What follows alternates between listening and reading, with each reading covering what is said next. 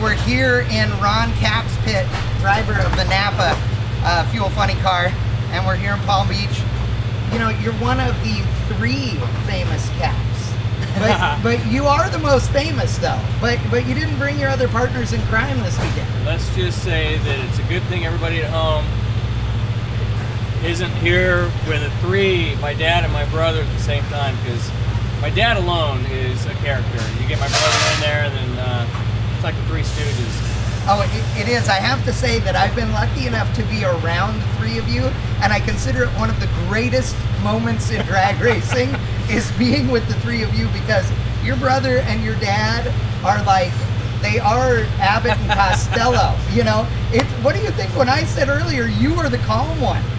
What you ought to do at the March meet is sit down with my dad and get him on camera. You'd have to bleep some stuff out because he's not as smooth and politically correct as he can be, but he's got some good stories. Yeah.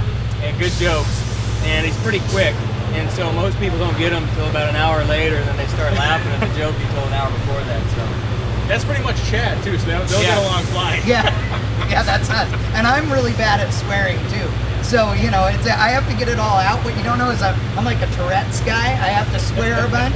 Then we turn the camera on so that I don't say shit on camera. Okay, good. Yeah. We don't want that. No, so this last year, 2012, like the highest of highs, and then not making it. The movie didn't end the way we all wanted the movie. No, not at all. Yeah. If this had been you have to tweet what ending you want, it would not have ended that way. And I mean, what was it like for you? It was an emotional year. Obviously, not qualifying in Vegas and having, you know, Don come over and say we're switching teams. The guys I had on that crew have been with me since I went to Schumacher's in 05 with the Brute car, and they've developed into really my family. I spend probably more time with my crew guys than I do my family. We're on the road all the time, so that was tough leaving my guys. And my guys were really, they weren't happy about me not driving for them, and it was tough. And the good thing is Jack is who he is, and Jack fit right in. Sorry, Jack fit right in. I went over and fit right in with the crew that I have now. And one good thing about Schumacher's is everybody's so good. They're the best of the best at what they do. But the tough part was the personalities and the relationships. And people, I don't think they understand at home. You know, it's like you've been at a job for 35 years with the same people, and one day they're not there. It's tough. That's a good thing, I guess. Sometimes you might not like working with the people you work with, but in my case, and then to go from 9th in points with Tobler to 1st by Indy, fighting our way and just digging and clawing. We stopped Robert Height's streak at Houston. That was huge because they were such a good team. And just to go, and then to go to Englishtown and run that record run. And then to go into the countdown, #1, win Charlotte, go to Dallas, go a few rounds, beat Jack barely in that round. It was crucial. And really, we went to St. Louis, I'll be honest with you, people were patting me on the back, and they're saying, oh, you're going to coast on in from here. And I was so mad at people that were saying that to me, because I said, stop. Because I've seen it in the past, you can't get that excited. Sure enough, we struggled, qualified well, went out second round, and Jack went on to win the race. Hey Ted, just walk on through our TV thing. It's okay, live TV. You have to wave now. Don't worry about it. Can I photobomb it? Yes. 10 years ago, ladies and gentlemen. Training camp photobomb. I was in a good story. No, you're fine. Keep going. And so, that, you know, when he won that race, I was sitting in my rental car, ready to pull out.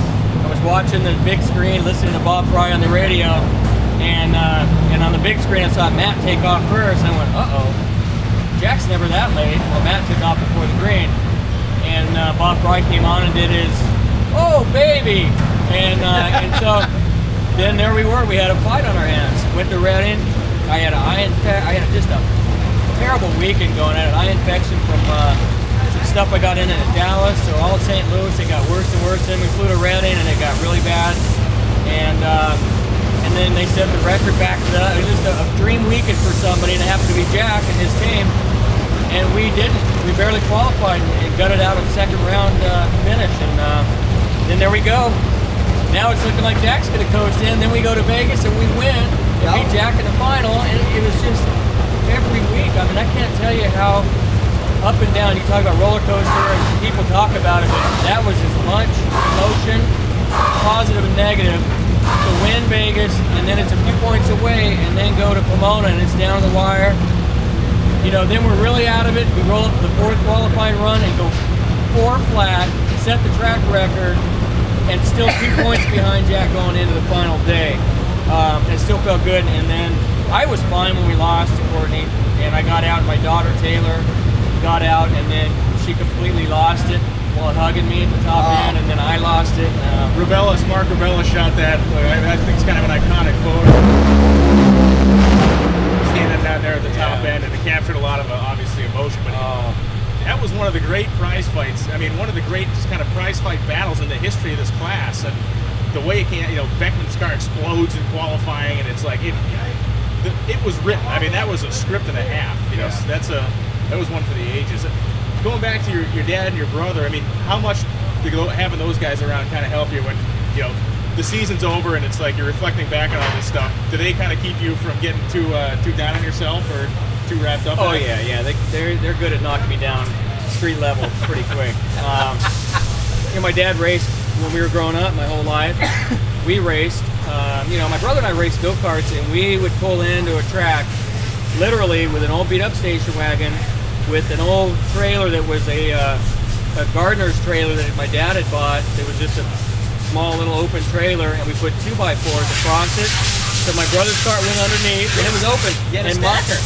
Yeah, it was a stacker, and mine was literally zip tied to the top, and we rolled in and would unload them, and we had nothing fancy, and we tend to whip everybody's ass, and that's just the way my dad taught us to do everything in life. We didn't have to have the best, but my dad is really good at figuring stuff out, especially anything racing, and we would roll in with, you know, people would look over at us in their big rigs and kind of, and then we'd go out there and kick their butts, and it was fun growing up with the competitiveness, and my brother and I still have it, no matter what we do. Right. Whether it's, you know, I've talked about it before, whether it's holiday season, we're at each other's house, whether we're playing rock band, it's a battle of who can play guitar better, or drums, or whatever it is, racing, we go at it. Well, now that you have kids, and like you were talking about, you know, you're a family man. You've got the family that's supporting you, whether it's your dad and your brother or your kids. And what about, you know, how is it on the family, all of this? I mean, what do you see them go through? Because we don't see that. You know, the fans don't see that side of things. Well, one cool thing, if you can find it, and I'm sure you can, is the American, what was the show? The reality show we shot for a few years, American Dragster. Yeah. And you can still get the DVDs, and it's fun to go back and watch those because it truly followed us behind the scenes. We'd go to dinner, we'd go do fun stuff at the track, but away from the racetrack. And at home, they followed me around, literally, you know, 14 hours, you know, behind the scenes. And it was cool to go back and find those. I think they're on Netflix or something now. But it's tough on families, man, because they live our dreams. Yeah. You know, I'm here at the track and I'm having fun. Well, luckily, everybody in my family has the same sort of passion for what we do, and they can live through me. But I was talking to Del Worsham about this. We're lucky that our family lets us live our dreams. It's occupation for me. I get paid to do it, but luckily they ride this with us, and they do it passionately, because if I was her, or if I was in my family, I'd say, see ya. I mean, I'm not sure I would go along with the emotions that come with it. I come home sometimes and I'm emotionally drained. I am beat down because we may have a bad week and I let it get to me too much, and it's just, you know, I don't know. It's the years have flown by because you're so into this, and you're so into what you're doing and what you do for your sponsors and your job and driving a race car and competing, that you leave on a weekend, you fly home, and you take it home with you, and you're so bummed. You know, I walk around so bummed out. We might have had a bad weekend, and I don't know. We're all very lucky out here that we have people back home that let us do it. You know, you're kind of the senior man here as far as Don Schumacher Racing goes, and you have raced with Hold on. Johnny Gray's older than I am. Well, I mean senior man in terms of tenure. In terms of tenure with the team. All right. I thought he was calling you old. No, I was not. I really did. I was not calling the man old. I mean, hey, don't twist my words. He has no gray hair. Oh, I got gray hair. No. Yeah, I do. Just for man or what? No. Oh, yeah. My hairstylist, she uses camo on me sometimes, but I got gray hair. Oh, okay. hairstylist. She's not even a hairstylist, she's a hair cutter. There you go. So let me raise the question. You've raced with a ton of different people here. Talk to me a little bit, or talk to us a little bit about the difference in relationship you've had between, say, you and Jack versus you and some other guys that have been maybe less accommodating over the years. Well, when I came, okay, I've been lucky enough, I've never had to bring a sponsor to a team. I drove for Don Prudhomme for almost a decade, and I was hired by him and by U.S. Tobacco because they thought I was good at what I did. And then Don Schumacher, when he had Brute, I was hired to drive that car. I've never had to bring a guy with a lot of money behind me or a sponsor, or I don't have wealthy parents that I could bring millions of dollars. So I'm proud of that fact that I've always been hired for that reason. When I came here, the Schumachers, Selzy, of course, were here, and Bazemore, and Selzy I knew off the track. Baze, we had raced back in the day when he drove different cars. We were Chevrolet teammates, sort of, back in the day when I drove for Snake. So I knew him a little bit, and Bazemore's a very competitive guy. People take him wrong a lot of the times. And what came down that year and the incident we had was just two guys being passionate, and we're really good friends now. The funny thing is, though, I mean, I found out we're so much alike in a lot of ways that he was real sort of offended that when I came in the team that year, we were leading the points or ahead in points and doing really well. And it's easy, you know. Even here now, like when Hagen's guys came in and won the championship last year, I was a little bitter when I was away from the track, like, God, this guy comes in the sport, he's going to win the championship, and here I am, I'm trying to win it. And it's just, it's real easy when you get competitive to sort of step back and take the personality part out of it. I love Matt. Tommy DeLago was a good friend of mine, and the cool thing about it now is we have, you know, Antron is a great guy. I've been here second longest besides Tony Schumacher. I've watched guys come in here. They're all good guys. We all get along, and we hang out away from the racetrack, which is fun. And it's hard to say when you got a multi-car team. Sure. Right. Because there's been times in the past where maybe you didn't want to go hang out with that guy that was your teammate. So it's really good right now. I mean, it's so that I could walk into another pit area and I say, hey, let's go have a beer later, or let's go movie, or let's go hang out, or whatever. And that's good. Selzy was always fun to be around no matter what. Yeah. And he's a character, he isn't is, he? yeah. And I had so many good stories with him away from the track that most of them I can't tell on camera. And those are the good ones. And so to answer your question, it's been good. And I love my teammates because here's the deal. Obviously my fans, everybody at home probably know that I love to do this because I love the sport. I love getting in a car and racing a funny car. You know, there's nothing I'd rather do in my life than just compete. There's guys that come into this sport, and other motorsports for that matter, that do it for the wrong reasons. They do it because they want to be on TV. They do it because they want to read their headlines. Yeah. They want to sit here and do interviews. They want that part of the job, and that driving and racing and hanging out with guys and working on the car is secondary, or third, or fourth, or down the list. And that's the wrong reason. And there's guys I've had like that in the past who were teammates. All these guys, Johnny Gray, he could buy NHRA and go do what he wants, but he's out here having fun, and he's a cool guy to hang out with. Matt is just a guy that we have a fun time. He reminds me a lot of when I first started driving at Snakes. He'll come over with questions and we talk. Jack is a great guy to hang out with, eccentric and fun, and just keeps your brain going. So, and of course the dragster guys, we've all had so much fun. So these guys here, I know one thing, that they show up to track, and we got all the best stuff, all the best sponsors, but they show up because they want to compete and want to race. We love to go racing, and you can't ask for more than that. Well, you brought up Matt Hagen.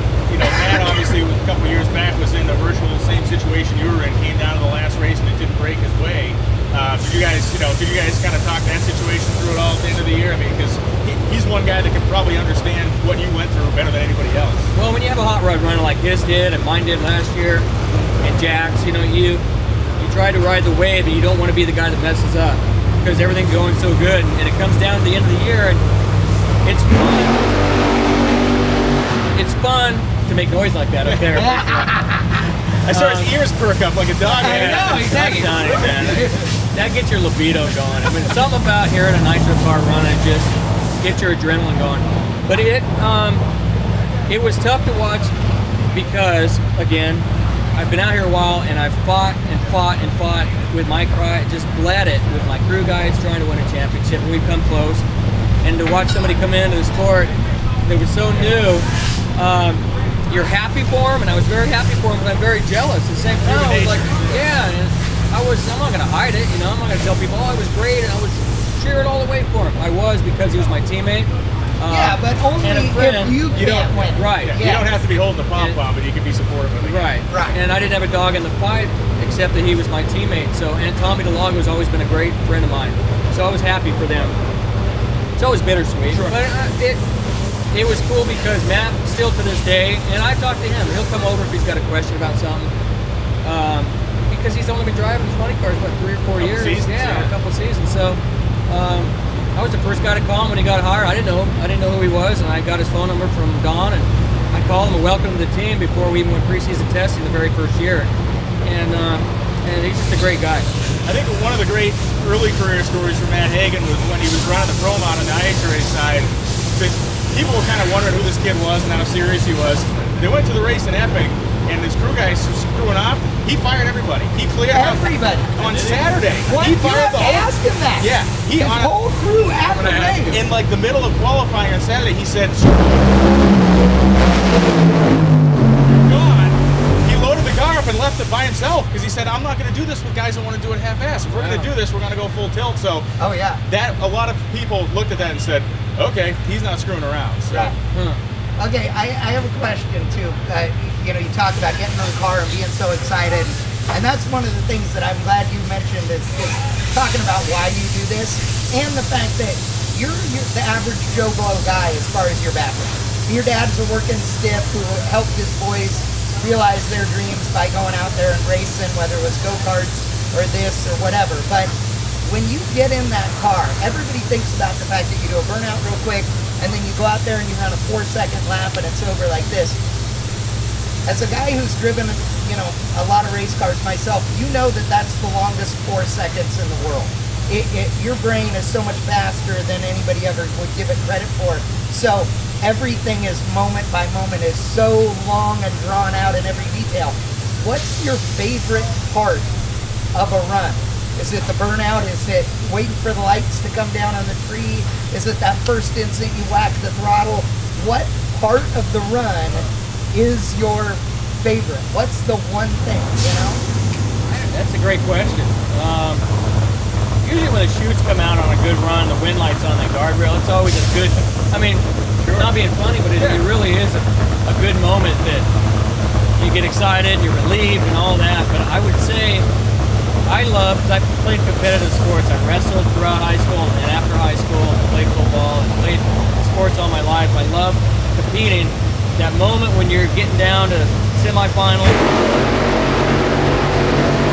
or first round, and you're a couple cars away, and cars are doing burnouts up there, and you're strapped in, and all you hear is it's like Darth Vader. It's what you hear yourself breathing in the helmet. Yeah. And you're just in there breathing in the helmet, and you hear cars running, you know you got to run. This guy that's parked over here, you see his crew guys, they're kind of looking at your car, our guys looking at their car, and then you pull up the water box, and the car's running in front of you, and then it's just you sitting there, and you see the crowd packed, and the big screen's got a picture of both cars usually, and it's just that moment of when I look forward, and there's my guys, a couple of them hanging off the body, looking forward, and I love the fact of driving a funny car. I hated the part about a top-fuel drag strip because you're out in front, there's nothing in front of you. The funny car back in there, and you're preparing for battle, and here's all your guys standing around the car, and I could watch them, and I watch their way they stand, the way they move, how calm they are, and that's my favorite part of right before we fire the car, of me and my guys together. We've done what we can do. It's left up to me, and it's that moment of we're going into battle, man, and not battle in a war sense, but just battle. Like we've done all we can do. Let's go up there together and see if we can make better than the other guy. Yeah, make history. Yeah. And that's the kind of moments. We ran a 396. We went to the bar at the hotel, and we didn't want to leave. Yeah. We hung out there, and people would come up, patting us on the back, and talking to the crew guys. And that was the first time every one of the crew guys was out with me that night, and we just didn't want the night to end. It's like we did something we never thought we'd do. And for me, it was neat to share that moment with them. that was a fun time. Well, I have one other thing too, is that, you know, that moment after they lower the body down and everything, they basically, all these guys that have worked their asses off, put everything into it. They're now handing this to you, and it's like, you're our boy, do us proud with what we've given you, which is also the same as you getting in the car, because when you step in that car, you're handing these guys your life, so to speak. I mean, really, you are. You know, so you have that trust, that camaraderie. You're going, here I am, keep me safe, boys. And they get you safe, they set you up, then they go, here you go. The bullet's in front of you, and the skinny pedal on the right, big boy. But I grew up working on them, and I was a crew member before I drove. And a lot of people don't probably know that. And I know the feeling of a crew guy when the car goes to start line and it starts. First of all, you're like, whoo! But then whatever job you do, whether it's the bottom end, you're hoping you got every one of them tight. You hit the clutch, you hope you got that adjustment right. So it's not done at that point. People should know at home. I can tell you from a crew member standpoint, you're a nervous wreck until that car has the chutes come out, because you were so afraid that maybe something's going to happen in that area that you work in, whether it's your fault or not. So there's still this I shouldn't say afraid, you're apprehensive. Yeah. And that's part of being good at your job too. I mean, you want to have that intensity. You want to be so intensive that your part of the program is perfect. You know? And there's nothing like working on a team and putting from scratch together, putting an engine together, and when it fires up, a motor that makes 10,000 horsepower fires up and runs after you put a crankshaft in it, bolted it all together, or you put the heads on it, you did one side, or whatever you did, and it runs. It's like you're Frankenstein. It's like you're a doctor, like, it lives, you know? You're like, oh, what I just did made this thing run. It's a great feeling. It really is. What would you say to, the guys that are out there watching, that watch the NHRA national events, whether it's on TV or in person, or they're watching this tonight or all of our racing this weekend, the guy that goes, I want to be an NHRA crew member. I mean, what do you tell that guy? How do they get to do this? Let me tell you, man, you better pack a big lunch, because I have so much envy for these guys, and a lot of them live in Indianapolis because they're close to being on the road to whatever race you go to. I live in California, and with the kids and everything, I'm not sure I could have done that in that part of my life had I not been a driver and was able to fly back and forth.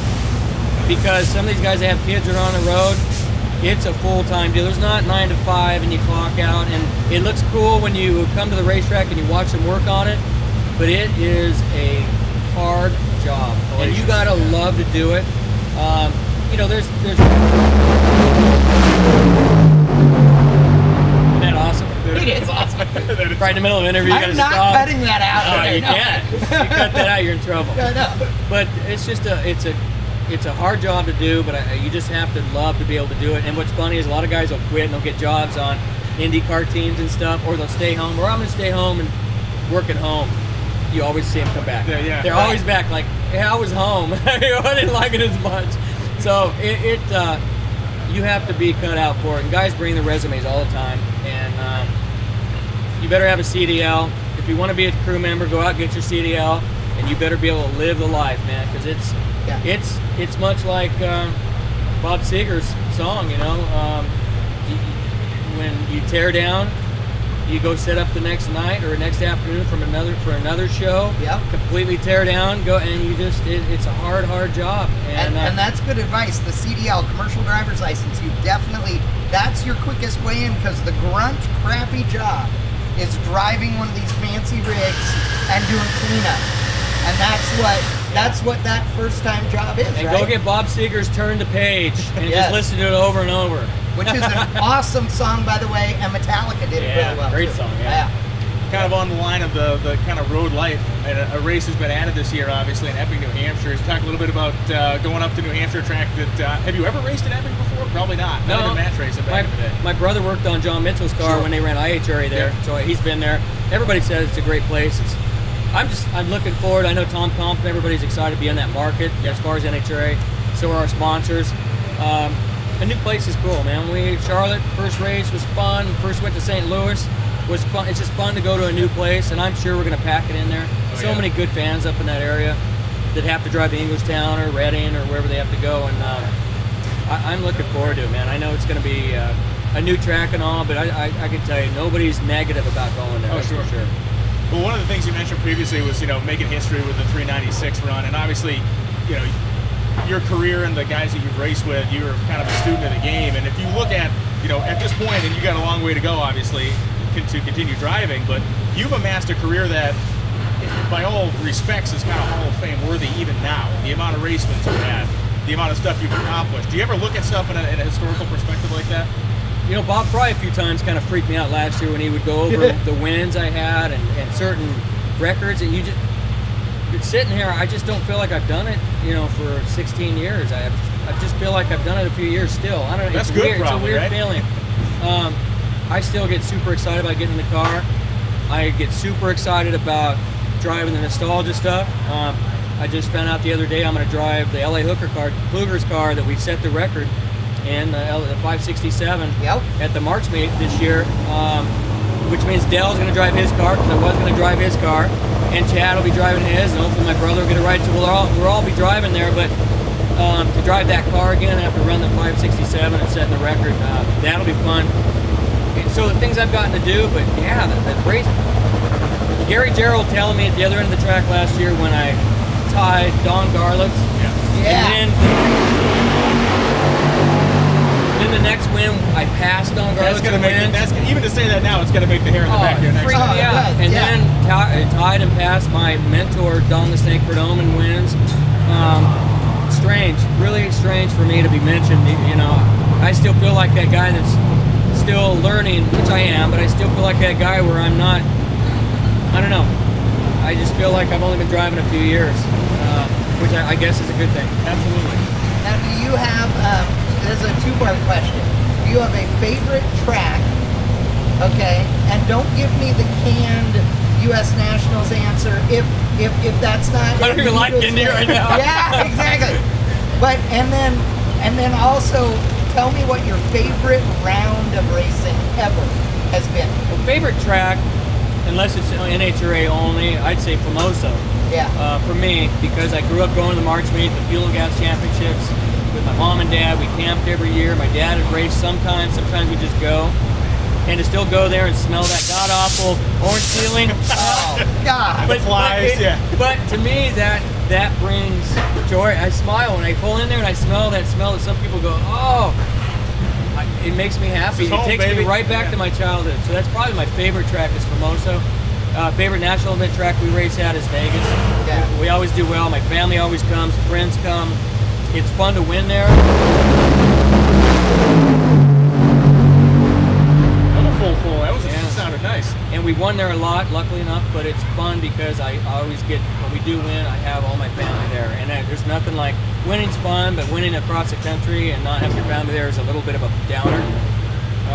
And your second part of the question was, favorite round? Round, single round ever in your entire career. Wow. I know that's a tough one, but there's always something that sticks out. Nothing's really sticking out this second. I got so many of them that I really think back how cool they were. Well, give us just one of those then. Winning the Big Bud Shootout in the Copenhagen car, after catching fire and then having to sneak out of the infield care center with the late Steve Evans. He snuck me out on a golf cart, pissed off the doctor, but I got back and the fans were, Roland had pulled out the other body. We burned them onto the ground. It burned me pretty good.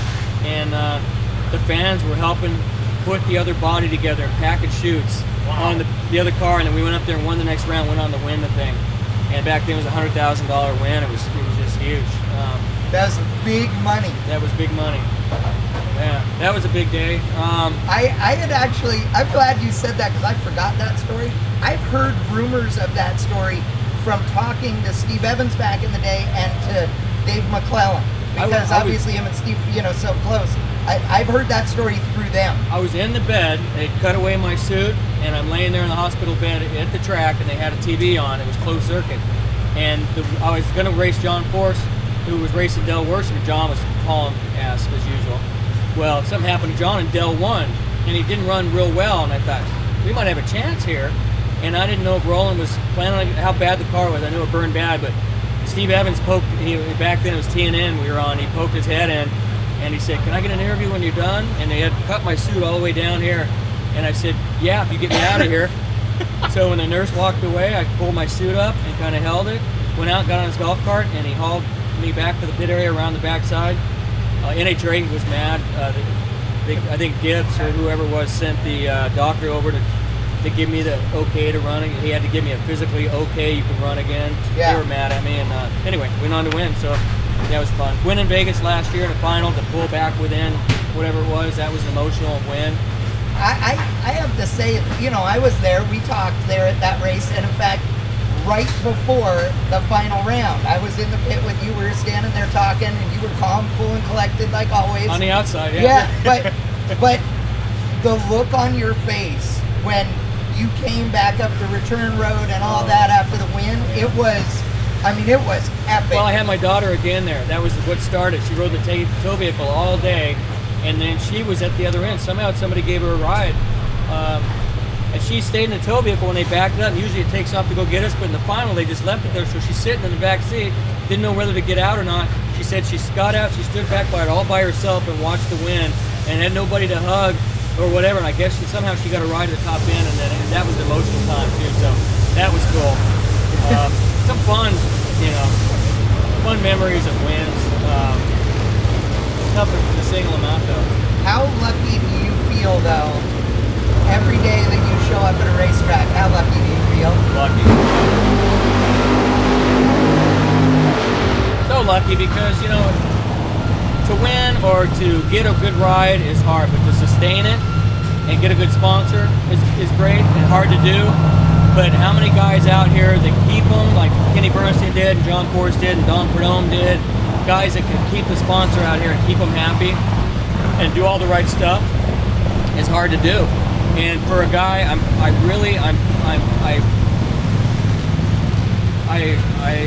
don't know, I get emotional about it because so many guys come out here and you think of a seat being lost because a guy brought more money and a guy got kicked out of a seat, but I really pride the fact that I've been able to really have only 3 Fortune 500 companies as sponsors in 17 years of driving. And it was U.S. Tobacco with Skoal in Copenhagen, Brute Cologne with the company they were associated with, and then NAPA. And drive for 2 of the most prolific owners, Don Prudhomme and Don Schumacher. It's a pretty good career, and I feel very loyal that I've had sponsors that long, and to drive for the same owner, it's not too common anymore. And so I'm lucky to wake up in the morning. I know what colors I'm putting on, the sponsors I'm going to represent, the hat I'm going to wear, the car I'm going to get in. And all my sponsors have always let me go do the dirt racing with Tony Stewart and all that stuff, and the nostalgia racing, which a lot of sponsors won't let their drivers go do. They trust me that I'm not going to go get stupid in it, and I pick a good car, and I've been lucky, man. So to answer your question, how lucky? Very. I guess the last question, because the boys are looking like they're going to fire this thing up in a minute. This sport can be vicious, and it chews a lot of guys up and spits them out in a lot shorter duration than your career has lasted and will last for years. So is there a secret to keeping the positive attitude and being able to kind of forge ahead each year and not get chewed up in some of the stuff that eats other guys up? I got to go start the car, but one thing I learned from Roland Leong years ago is you got to keep the guys happy. So like Tobler, he's mad because I'm not starting the car. But you literally have to pat the guys on the crew on the back, the butt, keep them up when things aren't good. When things are good, it flows and everybody's happy. When it's not good, the driver has to become a cheerleader, and you got to keep everybody else's spirits high.